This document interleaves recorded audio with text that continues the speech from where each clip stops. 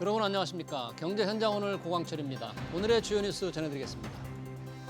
LGAI연구원이 환자의 병리 조직 이미지 분석만으로 질병을 빠르게 진단하는 의료 AI 모델 X1 패스 2.0을 공개했습니다. 유전자의 검사에 걸리는 시간을 2주일에서 1분 안으로 대폭 단축했는데요. 암 환자 치료의 골든타임 확보에 기여할 것으로 보고 있습니다. 금융위원회가 엔터테인먼트 기획사 하이브의 방시혁 의장을 증시 사기 혐의 등으로 검찰에 고발하기로 방침을 정하고 관련 사안을 증권선물위원회에 넘겼습니다. 하이브를 상장하는 과정에서 기존 투자자들에게 상장할 계획이 없다고 속여 주식을 팔게 한 뒤에 2천억 원에 달하는 상장이익을 챙긴 혐의입니다. 함께 가담한 혐의가 있는 하이브 전현직 간부 3명에 대해서도 같은 결정을 내렸습니다. 트럼프 미 대통령은 한국을 부유한 나라라고 언급하면서 한국은 자국의 방위비를 스스로 부담해야 한다고 말했습니다. 트럼프 대통령은 집권 1기 한국과의 방위비 분담 협상을 소개하면서 100억 달러 13조 7천억 원을 지불해야 한다고 말해 방위비 분담금 100억 달러를 재차 강조했습니다. 8월 1일로 늦춘 상호 관세는 더 연장하는 일이 없을 것이라고 못 박았습니다. 정부가 30년 동안 고용보험의 적용 기준으로 삼고 있는 노동시간을 소득으로 바꾸겠다고 입법 예고했습니다. 이에 따라 노동시간을 정확하게 계산하기 어려운 특수고용 노동자 등이나 여러 직장에서 단시간 근무하는 이른바 N잡러가 고용보험에 가입할 수 있는 길이 열리는데요. 고용보험 기준 변경이 과연 어떤 변화를 가져올지 이어지는 집중 진단에서 살펴보겠습니다. 경제현장 오늘은 SBS BJ앱과 유튜브에서도 실시간 시청 가능합니다. SBS BJ앱을 다운받아 시청하면 더 많은 정보와 뉴스를 볼 수 있습니다.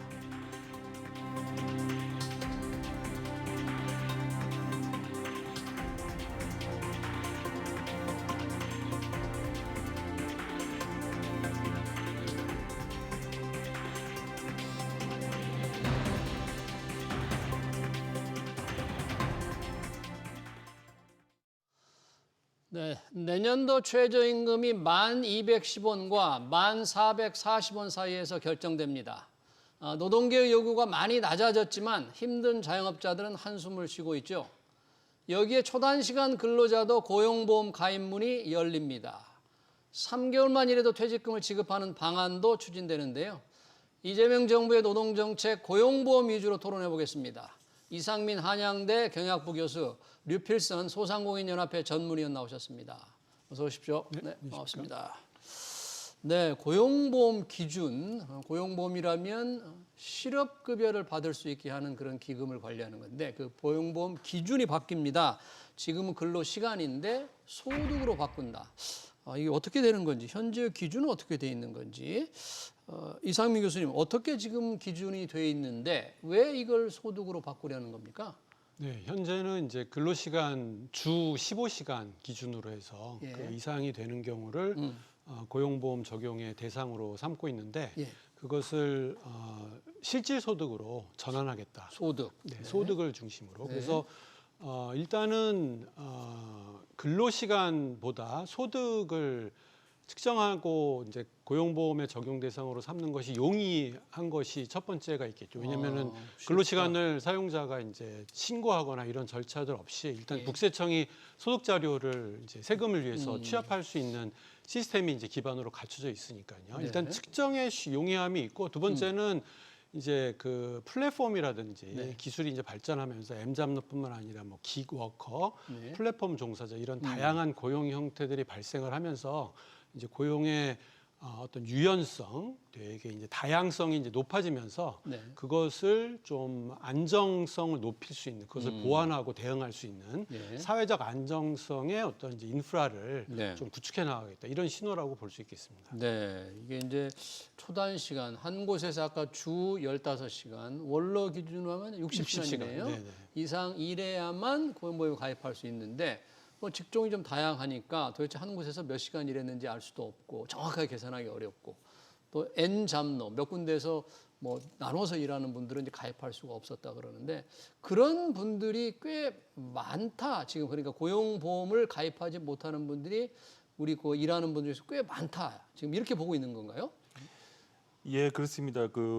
최근 통계로 경총에서 나온 통계를 보면은 예. 2024년 기준으로 174만 명이 15시간 미만 초단 시간 취업자로 이렇게 집계되고 있습니다. 어. 이 중에 그 자영업자를 제외하면 140만 명으로 보고 있는데요. 예. 이 140만 명 포함해서 노동계에서는 뭐 특수고용직 노동자분들까지 또 포함하면 200만 명 정도로 추산하고 있는 것으로 알려져 있습니다. 네. 소상공인 입장에서는 이 전국민 고용보험 확대에 대해서 취지에는 공감하는 측면이 있습니다만은 예. 현실적으로 음. 소상공인 부담이 증가할 수밖에 없거든요. 예. 그래서 이런 측면에 대해서는 신중한 접근이 필요하다는 의견이고요. 예. 또한 이 부분을 결정한 것이 그 고용노동부에서 고용보험위원회라는 것을 11차례나 거쳤다는 설명이 있었습니다. 고용보험위원회에서 예, 근데- 11차례나 기준을 바꾸기 위해서 그렇게 회의를 네, 했다. 근데 여기에 소상공인을 대표하는 그 소상공인 대표들, 특히 소상공인 연합회를 비롯한 이런 분들이 포함이 안 되었고요. 이 위원회가 좀 어떻게 구성되었는지 예. 좀 알 수가 없는 측면이 있다. 예. 이런 면에서 좀 소상공인들은 좀 갑작스러운 결정이 아닌가 이렇게 받아들이는 측면이 있습니다. 아, 그래요. 고용노동부에서는 이 고용보험 기준을 바꾸기 위해서 11번의 회의를 하고 위원회를 만들어서 뭐 한 1, 2년 더 했겠습니다. 이게 정부 말대로라면. 그런데 정작 영향을 받는 소상공인들은 의견 개진할 기회가 예. 거의 없었다. 네, 그렇게 보시면 되겠습니다. 네, 그러네요. 하지만 이 고용보험이라는 게 실업 일자리를 잃었을 경우에 생활의 최소화가 되는 실업 급여를 받을 수 있으니까 일하는 분들은 다 이런 제도에 들어가는 게 방향은 맞는 것 같아요. 현실적으로 보면 이런 소위 전국민 고용보험, 고용안전망의 사각지대에 계시는 분들을 없애자, 그런 분들이 없도록 하자는 거는 지금 이재명 정부에서 시작된 겁니까? 아니면 그 전 다른 정부에서도 계속 추진해 온 겁니까? 그 이전 정부에서부터 계속 시작되어 왔고 지속되어 왔고 조금씩 이제 다양한 방면으로 확장되어 왔던 것으로 이제 우리가 쭉 지켜볼 수가 있었고요. 그래서 이미 그래서 이제 그 근로자뿐만 아니라 자영업자도 비율이 이제 굉장히 낮긴 하지만 비율이 한 1% 정도밖에 안 되지만은 자영업자들도 갑자기 이제 폐업을 하거나 갑자기 이제 일을 하지 못하게 되었을 때에 고용보험에 가입할 수 있다. 근데 이제 가입을 한 비율이 이제 1% 정도 전체 그 자영업자 수에 비해서요. 네, 자영업자도 가입할 수 있는 거예요? 자영업자도 가입할 수가 있습니다. 예. 네. 그래서 전체 자영업자가 한 575만 되는데 예. 그 중에 한 1% 정도가 가입되어 있는 것으로 굉장히 미미하긴 하지만은 예. 이제 근로자뿐만 아니라 전형적인 근로자뿐만 아니라 이렇게 이제 기술이 발달하면서 특수고용이라든가 그런 이제 엔잡러, 뭐 기거커 이런 사람들 포함해서 이제 자영업자까지도 갑자기 생계 수단에 네. 어려움이 닥쳤을 때 그것을 사회적으로 그 위험을 좀 분산하고 대응하는 방안에 이제 안전망을 구축하자는 것이 이제 기본적인 취지라고 볼 수 있겠고 말씀하신 것처럼 거기에서 이제 소상공인들이 특히나 부담들이 이제 늘어나기 때문에 그런 어려움들이 사실은 이 정책에 있어서 이제 우리가 고려하고 또 신중하게 같이 이제 병행해서 네. 좀 보완되는 정책을 마련해야 될 그런 이제 곳이라고 생각할 수 있을 것 같습니다. 네, 지금 소상공인 연합회에서 지금 유필선 전문위원께서는 이제 소상공인 연합회는 이제 부담이 늘어날 걸 걱정한다 그런 말씀이신데 실제로 기술적으로 이렇게 엔잡러 여러 곳에서 단시간 일한 분들 고용보험 가입하게 하고 또 특수고용 노동자들도 조금 지금 하고는 있을 텐데 어떤 문제들이 있습니까? 기술적으로 이걸 집행하려고 할 경우에 어떤 문제들이 발생? 지금 현재 이제 일단은 단순하게만 보면은요, 그 이제 요번에 새로 포함되시는 분들이 뭐 캐디라든가 보험 설계인, 배달원과 같은 플랫폼 노동자 이런 분들도 있을 수가 있고요. 그다음에 건설, 식당, 간병인, 파출부, 그다음에 공장, 농장 이런데 그 일용직으로 나가시는 분들도 있을 수가 있고요. 근데 뭐 단적으로 얘기하면은 예를 들어 이제 어촌에서 일하시는 어부 이런 분들도 있는데요. 이런 분들은 고기를 잡은 만큼 수익을 배분하거든요. 그러면 이런 부분에 대해서 어떻게 노동자성을 인정할 것이냐? 노동자성을, 근로자성을.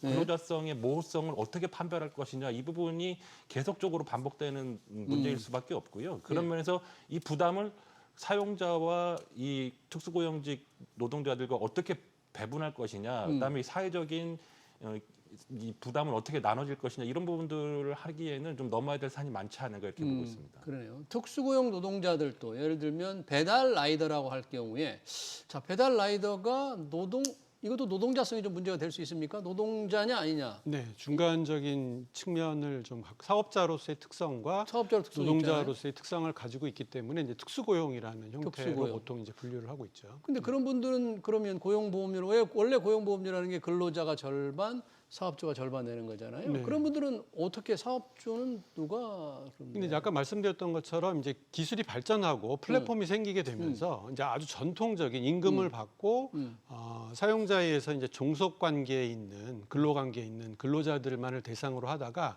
그 영역이 상당히 이제 모호해지고 뿐만 아니라 사실은 이제 그 자영업자들까지도 예. 소상공인들까지도 갑자기 일을 이제 못하게 되는 경우들이 이제 계속 발생하는 거죠. 왜냐하면 굉장히 기술이 빨라지고 이제 예. 시장도 굉장히 복잡해지니까 예. 말이죠. 그래서 그런 것들을 좀 전반적으로 그냥 개인에게만 그 위험을 맡기는 것이 아니라 사회적으로 좀 공유하자. 그러니까 전통적인 근로자뿐만 아니라 이제 중간 정도에 있는 특수고용이나 프리랜서 그리고 심지어 이제 자영업자들까지도 원하는 경우까지 이렇게 이제 폭을 확대해서 안전망을 좀 높이겠다 이런 예, 것이라고 볼 수 있겠습니다. 지금 근로시간 주 15시간, 월 60시간 이상 한 곳에서 일하는 분이 가입할 수 있는데 이제 소득으로 바뀐다 그러면 어느 소득 수준인 사람만 이 사람이 가입할 수 있을까? 그러면 실제 대상은 얼마나 될까? 그것도 상당히 좀 기술적으로 중요한 문제가 될 것 같네요. 소득 수준을 어떻게 정하는지. 지금 이 부분은 아직 그 시행령에서 나온다고 얘기를 하고 있고요. 소상공인연합회에서는 이런 부분들 자체적으로 조사하고 산출해가지고 현재 고용노동부 입법 예고 기관인데요. 의견을 개진할 계획을 갖고 있습니다. 근데 이제 언론 보도에 따르면 80만 원 수준이라고 하는데 80만 원. 근데 실제적으로 이 부분을 뭐 더 상향해야 한다고 보고 있고요. 놀려야 된다. 예. 근데 이제 지난 3월 국회 임광현 의원께서 이제 국세청 자료 분석 결과 2023년도 예. 전국 종합소득세를 신고한 자영업자 소득 평균값을 월급으로 따지면 155만 원도 채 되지 않습니다. 전국 자영업자 월급 평균 150만 원. 그만큼 소상공인들이 굉장히 그 지불 여력에서 많이 지금 떨어지고 특히 2024년이나 이런 지금 현재로서는 더 떨어질 것이 분명한 상황에서 예. 이런 부분들을 감안해서 소상공인들의 부담을 최소화할 수 있는 방안들이 모색돼야 한다 이렇게 말씀드릴 수 있겠습니다. 그래서 그 기준을 지금 언론 보도로 보면 월 80만 원 선 이상이면 가입할 수 있게 하는 것으로 지금 알려지고는 있지만 실제 그 기준을 좀 높여야 된다. 예, 그 대폭 상향해서 시작할 때는. 처음에 좀 부담을 좀 완화하는 부분으로 가야 된다고 보는데, 근데 이 부분은 실제적으로 이제 시간, 소정 근로 시간에서 금액으로 변동할 가장 큰 문제는 가변성입니다. 이것이 가변성? 예, 예, 그 무슨 소리예요? 이것이 이제 어떤 특정 입맛에 따라서 예. 높아질 수도 있고 낮아질 수도 있다. 이런 부분들은 좀 우려가 되는 부분이기도 합니다. 가변성, 그분의 소득이 이렇게 수시로 바뀐다. 아니, 정부의 기준이 정부의 기준이? 네. 소득 기준을 요번에 뭐 대폭 낮추겠다 이렇게 해버리면 가입자 수가 대상이 늘어날 수밖에 없는 것이고 그 과정에서 해서 아까 말씀드린 그 근로자의 모호성을 어떻게 증명할 것인가 서로의 문제들이 발생되는 부분이 있을 수가 있거든요. 예. 이런 부분들에 대해서 초기에 이것들을 공론할 필요하고 그다음에 기본적으로 그 추후에도 말씀드리겠습니다만 이런 부분과 관련해서는 사회적 대화가 우선돼야 하는데 정부의 그 어떻게 진행되는지도 모르는 고용보험위원회 11차례만으로 이렇게 한다는 거는 좀 납득이 되지 않는 측면이 있습니다. 그러네요. 지금 고용보험위원회 11차례나 했다는데 고용노동부는 좀 답변을 해야 될 것 같네요. 소상공인연합회가 이렇게 주장을 하는데 의견 전달할 기회가 없다. 물론 입법 예고라는 게 의견을 수렴하는 기간이긴 합니다만 초기 대화 때부터 뭔가 의견이 조금 주고받는 게 필요하지 않았나 이런 생각이 드는데 80만 원에 대해서 약간 너무 조금 출발할 때는 좀 높아야 된다. 이런 주장을 이제 우리 전문의님께서 하셨는데 혹시 교수님 어떻게? 네, 그러니까 이제 80만 원이 나온 게 이제 기존의 주 15시간, 예. 월 이제 60시간을 최저임금으로 환산하면 그것이 이제 80만 그게 80만 원이에요. 원이기 때문에 이제 그 등가로 이제 그렇게 하자는 것이 이제 지배적인 이제 논리인데 이제 말씀하셨던 것처럼 이제 그것보다 높게 잡으면은 이제 소상공인들의 부담이 사용자들의 부담이 좀 줄어들 것이고 아무래도 대상이 줄어드니까. 근데 이제 반대로 이제 대상자들은 이제 폭을 넓히는 게 정책의 취지인데 이거를 높이면은 대상이 줄어드니까 거기에 대해서 이제 반발할 것이고. 그럼 전국민 고용보험이 아니다. 그런 아닌 거고 만약 80만 원보다 낮게 잡으면 60만 원이라 이렇게 잡게 되면은 그러면 이제 취지에 맞게 더 많은 사람이 이제 들어갈 수 있는 것이 이제 가능은 하지만은 이제 반대로 이제 소상공인들이 어려움에 있는 소상공인들이 부담해야 될 고용보험비가 이제 늘어난다. 그 그러네요. 사람들의 이제 대상이 늘어나기 때문에 네. 그것이 지금 이제 논쟁이고 이제 정해야 될 부분이라고 볼 수 있겠고요. 예. 고용보험 이제 그 위원회에서 논의에 이제 노사 대표가 참여를 하거든요. 노사? 네. 그러니까 이제 사실은 이제 모든 이제 그 집단을 사실 그렇게 이제 말씀드리기는 어렵지만 진짜 사실은 사용자 집단 대표들 내에 사실 소상공인들도 좀 같이 포함이 되거나 일정하게 좀 뭐 이제 사전에 좀 조정이 되거나 이런 이제 기재들이 좀 마련이 돼야 되는데 그런 부분이 좀 아쉬웠던 것 같습니다. 그러니까요. 소상공인 연합회는 그걸 좀 아쉽게 생각하는데요. 어쨌든 이 고용보험 이제 기금이라는 게 있어서 실업 당하시는 분들한테 최저 수준에서 이걸 주는데 실업급여를 주는데 주려면 기금이 있어야 되잖아요. 이게 만약에 고용보험 대상자가 대폭 늘어나게 되면 특수고용 노동자들은 이제 일을 했다 그만뒀다는 게 가변성이 많잖아요. 그럼 그 보험 기금이 곧 소진될 거다 이런 걱정이 많은데 전문위원님 혹시 이 부분은 어떻게 생각하세요? 고용부에 따르면은요 고용보험 기금 중 그 적립금은 4조 1천억 원 이 정도로 보고 있고요. 근데 네. 재원 적립금 3조 6천억 원에서 재원 부족으로 인한 차입금이 7조라고 하는데 언론 보도에 언론 보도에 따르면 내년도 정도에 소진될 것이다 이런 내년 우려가 말에 있는 것으로 알고 있습니다. 그렇게 되면 어떻게 할 것이냐? 네. 소상공인 자영업자들 입장에서 보면은 결과적으로 이런 부분들은 소상공인 이 자영업자 부담률을 높이는 방향으로 추진되지 않겠나는 우려가 있는 것이 사실이고요. 이렇게 예. 따지면은 현재 고용보험, 산재보험 같은 경우는 이제 100% 고용주가 부담하지만은 산재보험, 고용보험 같은 경우는 이제 반반씩 부담하게 되는데 취약 근로자들도 그만큼 요율이 높아지지 않을까 이런 우려가 있는 것이고 결과적으로 소상공인들과 소상공인 업종에서 근무하는 취약 근로자 이 분들 모두에게 부담으로 돌아갈 우려가 크지 않겠는가 이런 우려 섞인 시선들이 있습니다. 그래요. 소상공인들은 이제 고용보험료 부담이 이제 늘어날 수가 있다. 만약에 이 보험 기금이 내년이면 소진되기 때문에 그거는 이제 고용보험 전 국민으로 확대하는 취지는 좋지만 상당히 재정적인 부담이 또 따를 수밖에 없는 다른 네네. 부담 문제가 있네요. 이 부분은 또. 맞습니다. 그래서 이제 지금도 이제 고용보험 내에 이제 이런 다양한 이제 그런 서비스들이 사회적인 이제 서비스가 이제 제공되고 있는데 그 중에 중요한 부분의 하나는 모성급여입니다.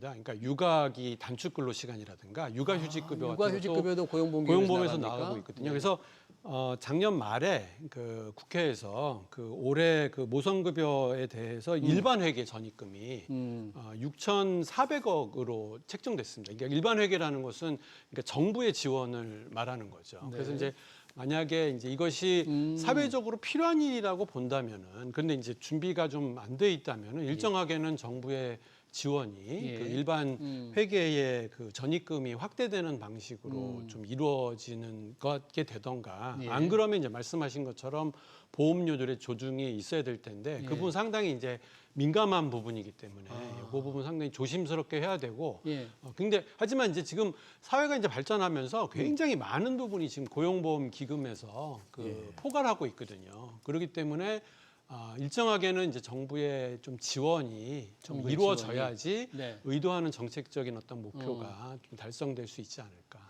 혹시 이렇게 하면 어떨까요? 이 고용보험 전 국민에 확대하되 이렇게 엔잡러라든지 특수고용직에는 선택권을 주는 방법. 원하시는 분은 가입하고 그렇지 않은 분은 안 한다든지 또는 이 소상공인의 부담이 아주 적은 종업원이 아주 적은 경우에는 고용보험료를 조금 지원해 준다든지 뭐 이런 방법 같은 건 어떨까요?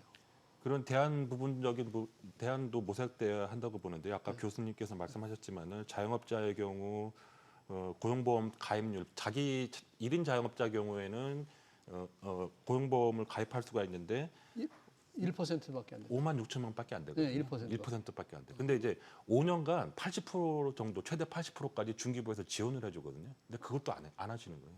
고용보험료를 지원해 주는데 지원해줘요. 80%나. 근데 왜 안 해요, 그걸? 그러면 여러 가지 이유가 있는데 그마저도 부담인 거고 그다음에 결과적으로 제일 큰 건 실업급여 아니겠습니까? 실업급여이기 때문에 본인이 이제 좀 이제 경제적으로 어려워지거나 망할 거라는 생각은 좀 안 하시는 경우도 있는데 사실은 그마저도 결과적으로 그마저도 부담이기 때문에 그 20% 되는 것도 부담스러워서 가입률이 이렇게 그래요. 낮은데 자영업자 폐업이 100만 명이 넘어섰다는데 그만큼 그걸 어려운 대비해서 상황이다. 가입을 해야 되는데 이런 것들을 좀 이해해 주십사 하는 말씀드리겠습니다. 예, 80%나 고용보험료를 지원하는데도 불구하고 자영업자의 1%밖에 가입 안 한다. 이게 이제 고용보험의 또 현실이라는 걸 말씀해 주셨네요. 지금 고용보험 제도만 바뀌는 게 아닙니다. 이 국정기획위원회가 기본 방침을 얘기한 것 같은데 이제 퇴직급여 1년 이상 일해야만 지금 퇴직급여를 받을 수 있죠. 이제는 3개월 이상만 해도 3개월 예를 들어 근무해도 받을 수 있다. 또 하나는 주 15시간 미만 근로자에 대해서도 주휴수당, 유급 휴일수당이죠. 이걸 좀 주는 방법이 지금 검토된다고 합니다. 이 부분은 어떻게 될까요? 이 부분은 상당히 그 논란이 좀 있을 것 같아요, 교수님. 네네. 일단 그 초단기 근로자, 네. 그 주 15시간 미만인 경우에 주휴수당을 주휴수당. 지급하는 것이 이제 이제 5일 일하면 하루 이제 쉬어도 쉬게. 보상을 준다는 개념에 대해서 이제 자영업자분들이 굉장히 큰 부담을 갖고 있는 것이 사실인데, 근데 현실에서는 또 어떤 문제들이 나타나냐면은 초단기 근로를 좀 악용하는 이제 뭐 그렇게 말하니까 좀 악용하는. 적극적으로 활용한다 그럴까요? 그러니까 예. 쪼개기 노동이라고 하는데 이제 쪼개서 그것을 사실은 이제 회피하기 위한 15시간 뭐 이내만 어렵기 때문에 일하게. 예. 그런 현상들이 이제 나타나고 그런데 이제 그러면서는 이 초단기 근로라는 것이 꼭 필요한 이제 사회적인 어떤 대두된 형태인데 그것이 좀 악용되고 좀 보장이 안 되고 안전성이 좀 떨어진다면은 역시 그것도 이제 사회적인 이러저러한 이제 비용들이 발생할 수 있는 거기 때문에 그런 부분에 대해서 일정하게 이제 안전성을 높이는 거다 이렇게 볼 수 있겠고요. 그러니까 제가 전반적으로 먼저 이렇게 말씀드린다면 사실은 이번 정부뿐만 아니라 지난 정부에서도 이제 소득 양극화나 노동시장 이중 구조에 대해서 굉장히 많은 이제 문제 제기가 계속 있었습니다. 네. 근데 이제 자영업자나 소상공인과 이제 이런 취약 근로자 같은 경우 모두 다 사실은 그 대상이거든요. 그러니까 그들이 주어진 파이를 이제 얼마만큼 누가 더 뺏어가고 누가 더 이득을 보고 하는 차원에서 그치는 것이 아니라 이건 사회적으로 해결해야 될 문제이기 때문에 일정하게는 공감대가 좀 마련되고 또 정부의 지원도 있고 이렇게 해결돼야 할지 이거는 그냥 지로섬 게임이 되어서는 안 돼요. 네. 둘 다 약자이기 때문에. 그러네요. 네네. 이제 15시간 이상 일해야만 되는데 이 주휴 수당을 주는데 그걸 주휴 수당을 회피하기 위해서 쉽게 말하면 뭐 7시간만 그런 거죠. 7시간만 채용한다든지 7시간 2명 이렇게 7시간 2명 예. 이렇게 하는 악용하는 분들이 있다. 편의점의 경우에 그럴 수 있을래나? 이런 분들도 조금 막아보기 위해서 초단기 근로 15시간 미만 근로자에 대해서도 주휴 수당을 보장하라. 어떻게 보십니까? 먼저 아까 좀 추가적으로 좀 말씀드릴 부분이 소상공인 부담 부분 얘기인데 제가 짧게 좀 말씀드리면 2022년부터 대리운전업의 이 고용산재보험이 의무화되었습니다. 대리운전의 경우 네, 이 경우가 지금 단적으로 좀 나타나고 있는데요.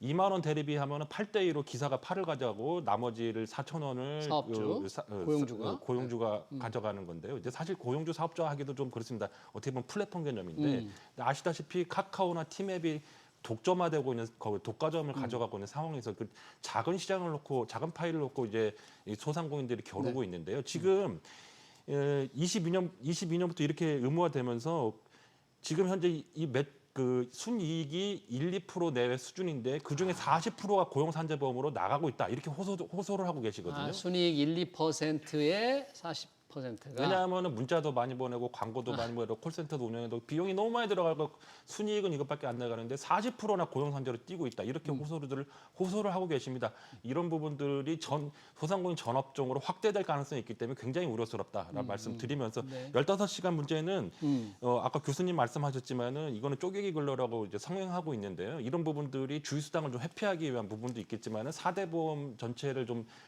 부담스럽기 때문에 이렇게 가져가고 있는 측면이 좀 있는데요.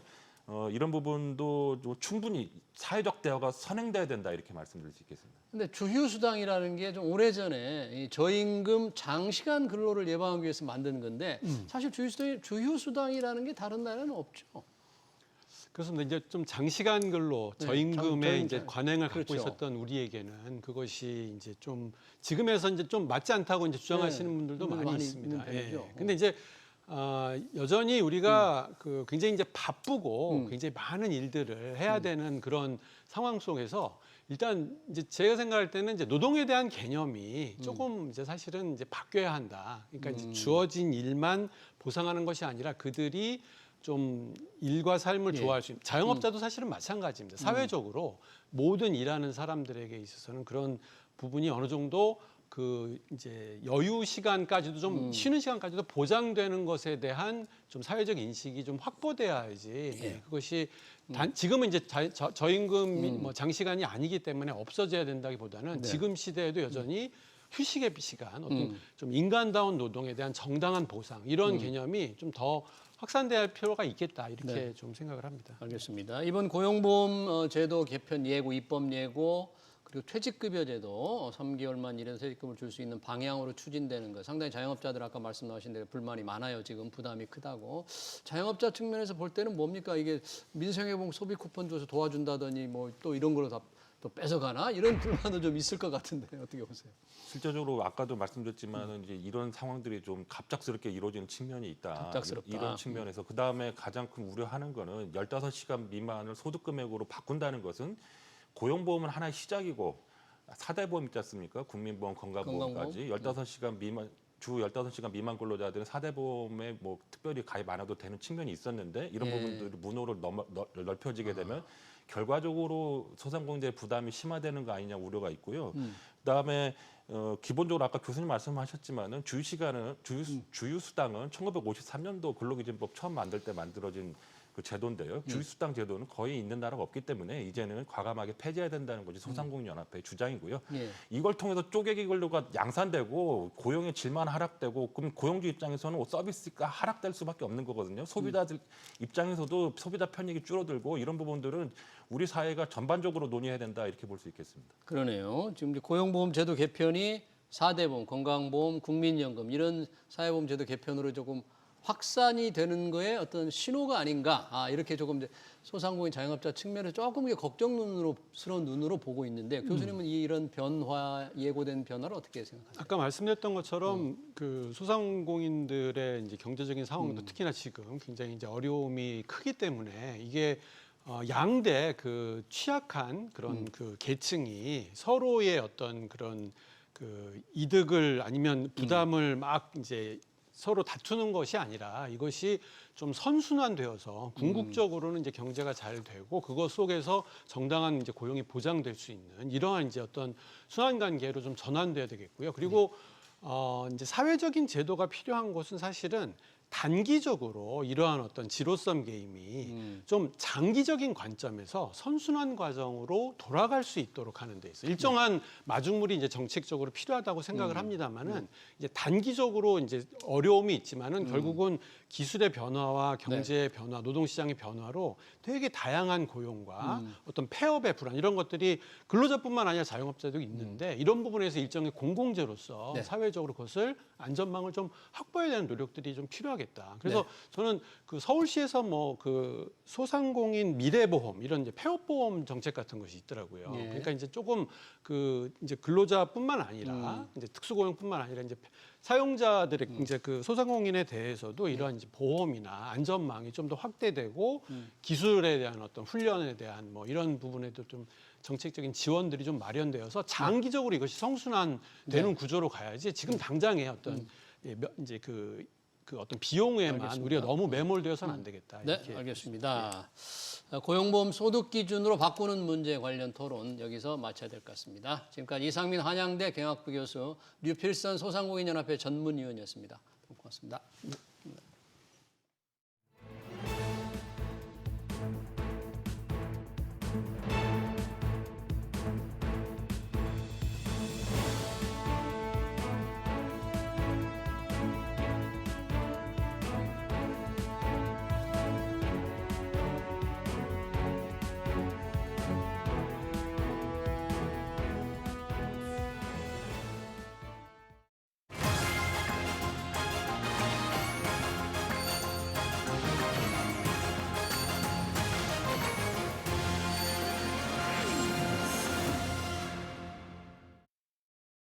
네, 대한민국 최고의 부자들이 모여 사는 곳, 전국 집값 상승을 이끌어가는 부동산 투기의 최전선, 서울 강남을 일컫는 말입니다.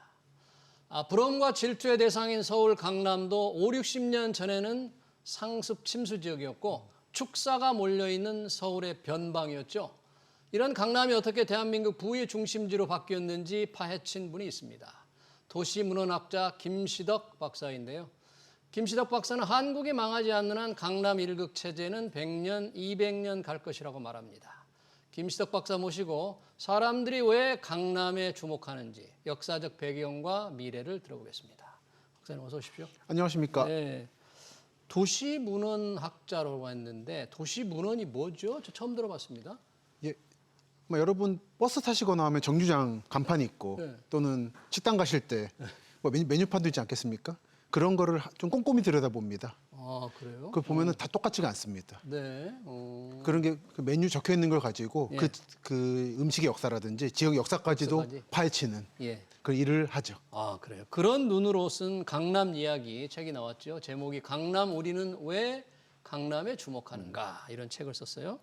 어떻게 해서 이런 책을 쓰게 되나요? 강남에 관한 책을 쓴다는 게 조금 이색적입니다. 예, 그러니까 강남에 대한 책을 쓰면 이제 일반적으로 집값에 대한 네, 책인 부동산, 거죠. 네.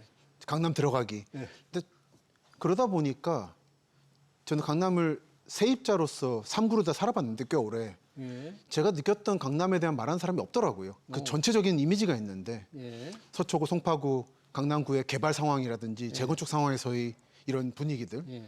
그리고 한편으로는 안 살아본 분들은 여기가 무너지길 고해 고사라지는 수준으로 이 양극밖에 없어서 그게 아니라 여기 살았던 사람들의 얘기를 좀 해보자. 살았던 네. 분들의 예, 얘기, 맞습니다. 과거의 얘기 또 이렇게 미래 그래서 보면 미래 전망도 좀 보이고 보이고 그 그러네요. 집주인분들 얘기 들어보면 자기 다녔던 학원 예. 어디 상가의 떡볶이집 예. 그게 강남의 전부있냐 그것도 아니다. 예.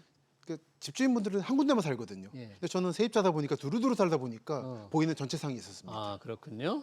자, 그럼 강남 이야기 본격적으로 들어가기 앞서서 네. 뭐 강남은 부동산이니까 얼마 전에 네. 이 강남 3구에서 촉발된 집값 상승이 서울로 확산되니까 대출 규제 6억 원이라는 초강력 대책이 나왔습니다. 강남을 연구하는 분으로서 이 강남이 지금 집값 상승의 주범이다.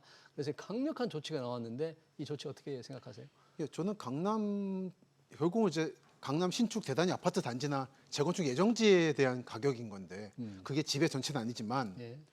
이게 6억 가지고 대출을 받을 만한 사람이 지금 강남에서 그런 집을 살 것인가에 대해서 이건 더 이상 들어오지 말라는 신호지. 강남 들어오지 말라는 예, 신호다. 갭 투자라든지 그걸 하지 말라는 신호인 거지. 어차피 강남의 부자들 2, 3세들은 뭐 2, 30억 정도 현금으로 하거든요. 네. 그렇기 때문에 이건 사실은 그냥 들어오지 말라는 신호로 저는 이해하고 있습니다. 네. 그리고 잡히지도 않을 거고. 잡히지 않을 것 같아요. 예, 저는 세계적 수준에서 봤을 때 서울은 뉴욕이나 런던이나 도쿄 같은 급의 세계적 도시인데 네. 그렇게 봤을 때 부촌의 아파트 가격이랄까 오피스텔 가격이 상대적으로는 아직 낮다 생각합니다. 아직 낮다. 예. 일반적으로 소득 대비 이 집값 비율을 생각하는 이 PIR 기준으로 우리가 좀 높다는 분도 많이 있는데. 근데 아직 우리가 세계적인 부동산 시장이 개방이 좀 덜 돼 있잖아요. 개방이 런던이나 덜돼 있기 도쿄 같은 때문에. 걸 보면은. 아. 근데 그게 열렸을 때는 아마 오르면 더 올랐지. 그래요? 그래서 요즘 들어서 중국인 투자기가 나오는 게 많이 들어와요? 그런 신호로 좀 보고 있습니다. 아. 초기 단계의 경계심의 표현이라고 보고 부동산 있어요. 투기, 부동산 투자 예. 측면에서 개방이 이제, 덜 돼 예. 있는데 중국의 그 신호다. 예, 그게 그런 식으로 사람이 반응하는 자체가 예. 이제 열리는 데 대한 불안감을 보여주는 신호라 생각하고 있어요. 네. 이게 이제 투기를 확산시키는 여러 가지 문제가 되니까 정부는 이제 대책을 했는데 네. 집값이 안 잡힌다 그러면 정부로서는 상당히 좀 답답하고 그렇죠. 더 강력한 대출 규제가 나올 또 맛보기다. 이번 대출 규제가 맛보기다 그랬거든요. 뭐 이번 정부도 한 2, 30번 정도 뭐 각종 규제를 내지 않겠습니까? 매번 그랬듯이. 전 그리고 이 6억 규제 문제가 이게 지난 매번 정권들마다 그랬지만 꼭 하고 나면은 청와대 뭐 참모라든지 여기서 꼭 대통령실? 문제가 생겨요. 예. 1가구 1주택 때도 그랬고. 예. 그래가지고 그런 문제가 안 터지기를 바라고 있습니다. 아, 그러네요. 자, 이 대출 규제 뭐 부동산값 얘기를 하려고 한 건 아니고요. 네. 이제 강남 3구 여러 가지 다양한 요인들이 복잡하게 작용한 끝에 한국의 중심이 됐다. 이런 표현을 그렇죠. 썼더라고요. 네. 강남 3구가. 네. 여러 가지 요인이 복잡하다. 그런 어떤 결정적인 순간들을 조금 소개 좀 해주실까요? 복잡하고 우연하게 단 한 번 결합했다는 거고 어. 제일 중요한 거는 북쪽과 서쪽에 적대적인 국가들이 있다라는 거. 아, 북한은 하고 중화인민공화국, 중국. 그러다 보니까 동남방만 열렸다. 아, 원래는 북으로 가는 강북 좌대문축이나 예. 서쪽으로 가는 인천축이 중요했었는데 예. 다 막혀버린 거죠. 그렇죠. 근데 동남방으로 가면 우방국들이 있는 거죠. 그래서 결국 이 라인이 살아났다라는 거. 그래서 안보 문제군요. 안보 문제 및 국제 정세 문제. 국제 정세 우리 문제. 북한만 생각하는데 예. 중국과의 그 군사 경쟁도 치열했죠. 음. 전 서해안을 최전방으로 보는 관점이 필요하다 생각합니다. 서해안을 최전선으로 봐요. 예. 중국을 의식해서. 그렇죠. 그게 이제 새만금의 미래 같은 것도 결정하는 것이고. 아, 새만금의 예. 미래. 그리고 인천의 쇠락도 보여주는 거고. 인천의 쇠락. 인천 부동산이 서울, 경기, 인천 순이잖아요. 근데 원래 그런 인천이 아니었거든요. 오. 그것도 이제 그거는 인천 자체의 문제라기보다는 그 둘러싼 국제 정세의 서해 바다가 자유무역의 바다에서 최전방으로 바뀐 결과라고 보고 있습니다. 네.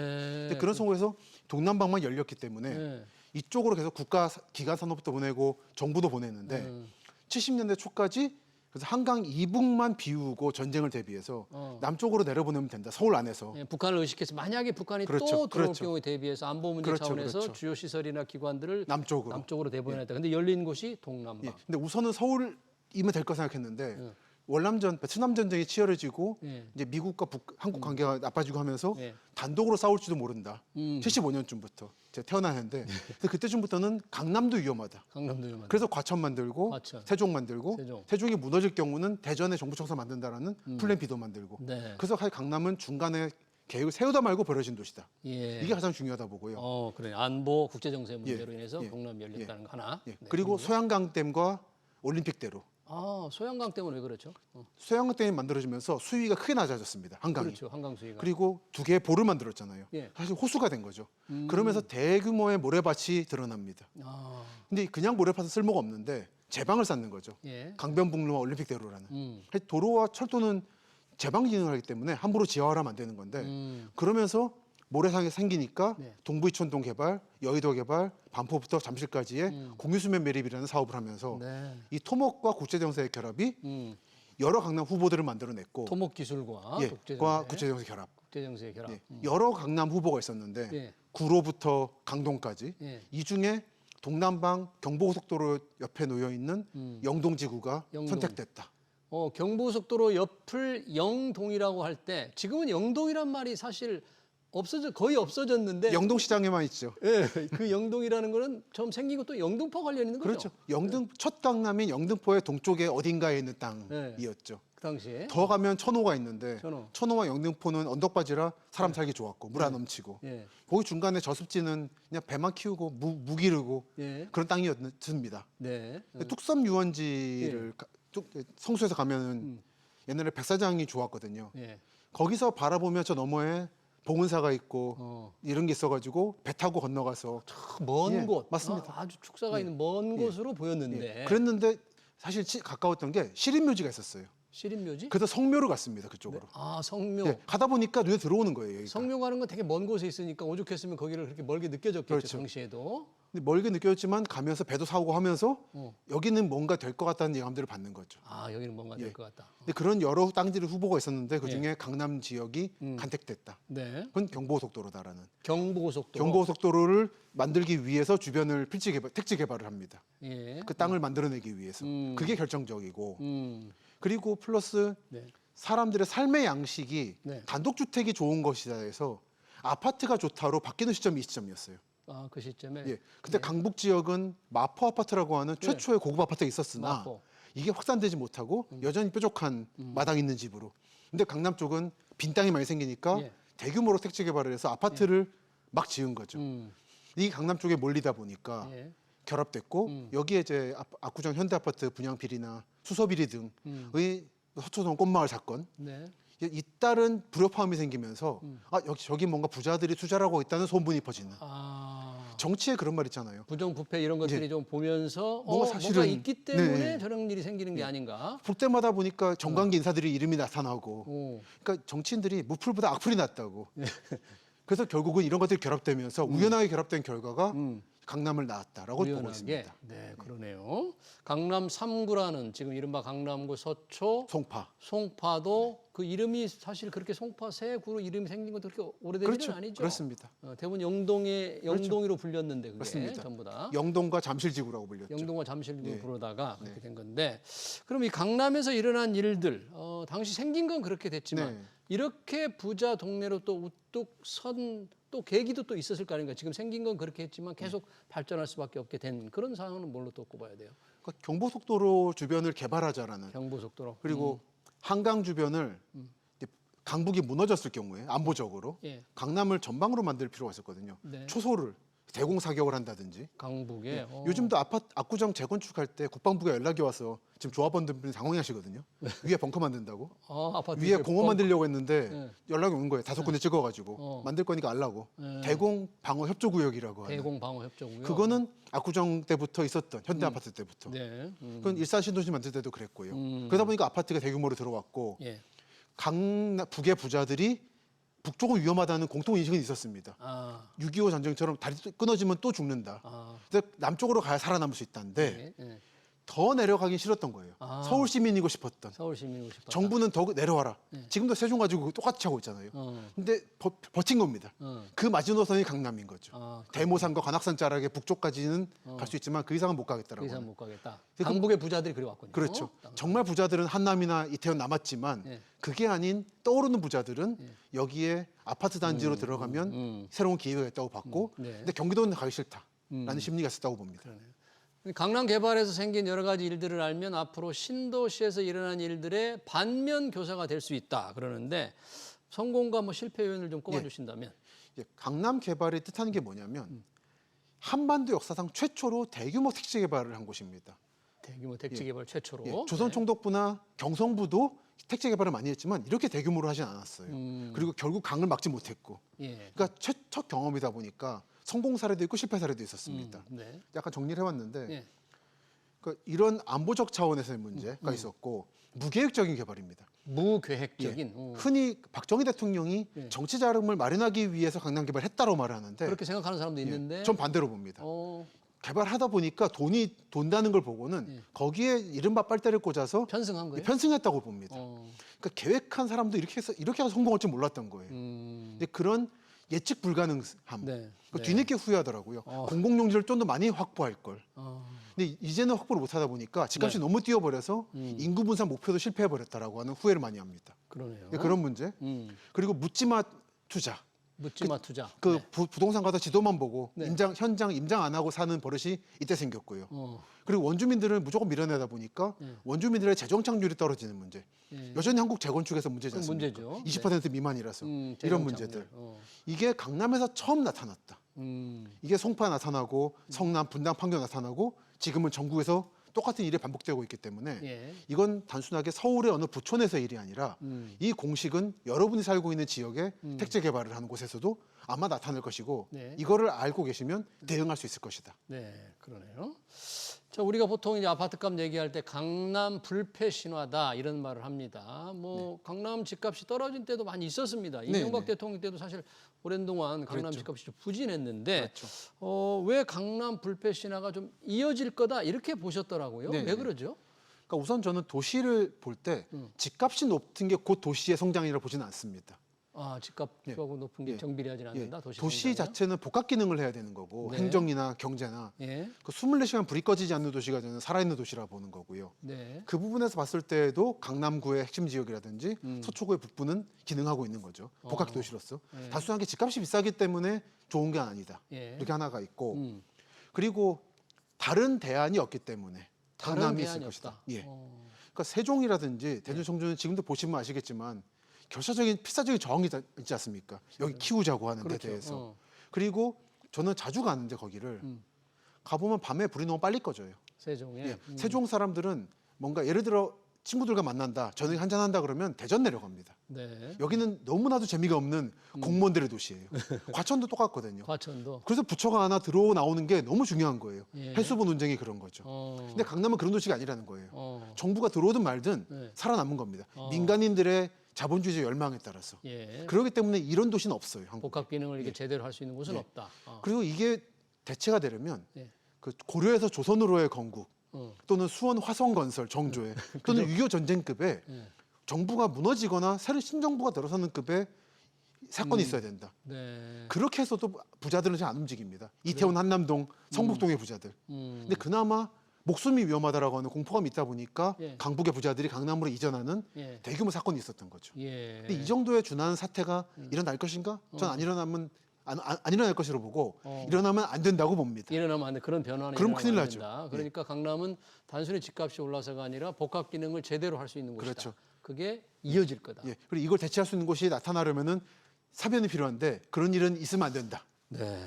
지금 그 질문을 제가 드리려고 했는데, 그래서 모든 정권이 이 부동산 투기가 문제가 될 때 강남 집값을 이제 잡기 위해서 예. 온갖 정책들이 동원되거든요. 그렇습니다. 그러다 보니까 조금 부작용도 있긴 한데만 어떤 사람들이 그럽니다. 강남을 누르지 말고 강남을 대체할 수 있는 지역을 제대로 만들어라. 그래서 그렇죠. 강남 이외의 여러 군데에서도 강남과 유사한 주거 환경, 복합 기능 할 수 있도록 만들어라는데 그런 거는 나올 수 없다는 얘기네요. 그러면. 그러니까 정말은 혁신 도시를 잘 만들었으면 이렇게 전국에 흩뿌릴 게 아니라 두세 군데 집중시켰으면 혁신 도시를. 예, 예를 들어 광주, 대전, 대구 정도에 딱 세 군데 만들었으면 예. 이 남쪽의 분들이 올라오다가 여기서 멈췄을 겁니다. 여기만 있어도 인프라를 누릴 수 있다. 예. 인구 방파제 기능을 했을 건데 음.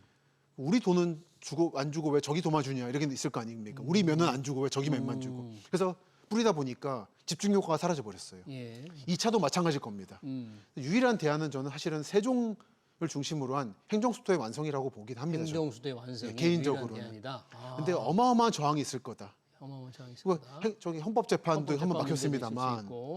근데 그게 안 되더라도 어쨌든 세종에 만들어내야 전 국민이 자기 집에서 2시간 반 정도면 세종에 와서 기본 인프라를 누릴 수 있고 평등권을 획득할 수 있고 예. 그러면 편중되어 있는 서울에 올 요인이 좀 줄어들 거다. 아, 전 이게 거의 유일한 대안이고 이게 안 된다면 서울 집중은 못 막을 거라 생각합니다. 그래요? 네. 그러면 강남처럼은 되지 않지만 비슷하게 핵심 지역으로 떠오를 제2의 강남 뭐 수준은 혹시 뭐 판교나 성남 네. 그렇죠, 아니면 그렇죠. 어디 될까요? 그러니까 저는 이제 제2의 강남이라는 말보다는 확장 강남이라는 말을 쓰는데 확장 강남? 예. 예. 한국의 방위 산업체가 남쪽으로 가장 안전한 동남방으로 내려가면서 동남권이 뜬 거죠. 거제, 울산, 광양 이런 식으로. 예. 지금은 기간 산업이 반도체 아닙니까? 그렇죠. 이 반도체가 내려가고 있는 라인에 따라서 저 강남이 퍼져나가고 있다 생각해요. 강남이 퍼져나간다. 제2, 제3 강남들이 태어나고 있는 중이죠. 예. 근데 그게 이제 잘 아시는 판교도 그렇고 판교. 동탄, 기흥, 그리고 평택, 지제, 삼성전자, 예. 그리고 용인 남부 SK 지금 만들고 있는 그 최전방은 아산 신도시, 삼성 디스플레이하고 있는 그리고 SK 청주가 있는 오송 오창 이 남쪽 지역. 네. 근데 여기가 이미 태어나고 있다 생각합니다. 네. 우린 모두 아는데 예. 다만 알고 있는데 우린 돈이 없어서 투자를 네. 못한다라는 생각합니다. 확장 강남으로 보겠다. 그런 얘기네요. 네. 강남에 관한 여러 가지 얘기 잘 들었습니다. 왜 국민들이, 왜 사람들이 강남에 주목하는가. 지금까지 도시 문헌학자 김시덕 박사와 함께했습니다. 박사님 고맙습니다. 감사합니다. 네.